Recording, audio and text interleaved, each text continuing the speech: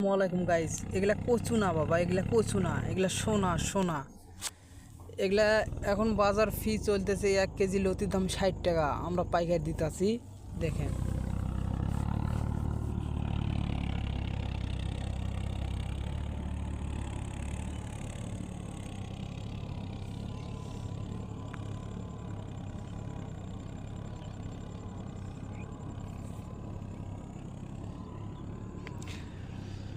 মানে এখন নতুন কচু তো, এখন লতি কম উঠতেছে।